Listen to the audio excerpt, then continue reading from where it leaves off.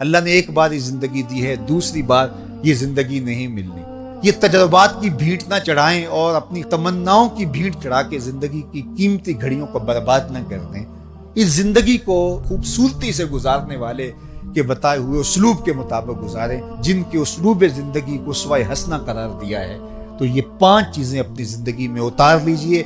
सबसे पहली चीज कि नीयतों का हुस्न, दूसरी चीज अपने वक्त की कदरदानी और अपनी जिंदगी से लायानी और बेमकसद चीजों को निकाल देना, तीसरी चीज जो अपने लिए पसंद करो वही अपने मोमिन भाई के लिए पसंद करो, और चौथी चीज हलाल भी वाजे हराम भी वाजे, और जो दरमियान में शुबे वाली चीजें हैं उनसे अपने आप को दूर कीजिए। और 5वीं चीज हमारे हाथ से और हमारी जुबान से, हमारे रवैयों से, हमारे तर्ज मुआशरत से, हमारे अंदाज जिंदगी से किसी दूसरे को कोई तकलीफ ना पहुंचने पाए। ये रवैये अगर हम इख्तियार कर लेते हैं तो एक पाकीज़ा, खूबसूरत, खुशगवार जिंदगी का तस्वुर उभरेगा, और जीने का मैंने कहा मज़ा ही नहीं, नशा आना शुरू हो जाएगा। फिर जिंदगी का एक एक पल कीमती भी हो जाएगा, बामकसद भी हो जाएगा, और फिर एक नई मुआशरत की तश्कील के अंदर हमारा किरदार भी इंतहाई अहमियत का हामिल हो जाएगा।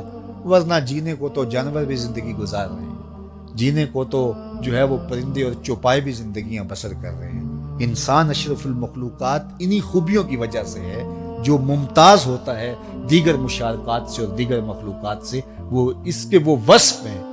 वरना तो ये गोश्त पोस्त और बाकी आज़ाए बदनियां जो इंसान के साथ जुड़े हुए हैं, ये बाकी जानवरों के साथ भी जुड़े हुए हैं, बल्कि बहुत सारी चीजें उनको हमसे ज्यादा दी गई हैं।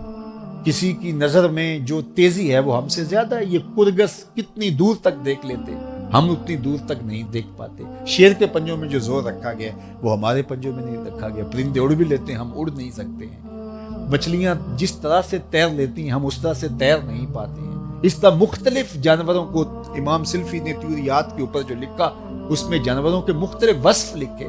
तो बहुत सारी चीजें हैं, किसी में कुव्वत शामा इतनी है, सूंघने कुव्वत इतनी है, ये चील कहां से सूंघ करके आ जाती है, उतनी कुव्वत शामा हमारे पास नहीं है। इसी तरह कोयल जिस तरह से बोलती है, जो उसको जो है वो सुर दी गई है वो हमें नहीं दी गई है। मोर को जो रंग दिए गए हैं वो रंग हमारे पास नहीं है। लेकिन आसन तकवीम हम क्यों करार पाते हैं?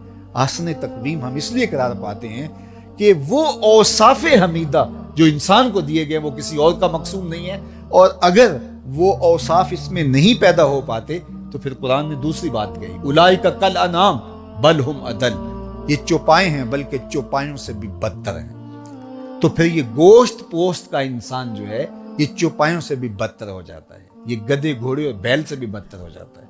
लेकिन अगर ये उन औसाफे हमीदा को अपनी रूह में रासिक कर लेता है और अपने मिजाज का हिस्सा बना लेता है तो ये फरिश्तों से भी आला करार पाता है। तो मैं और आप अपनी जिंदगी को इन खूबियों का हामिल बनाएं। अल्लाह मुझे आपको तौफीक अमल नसीब फरमाए।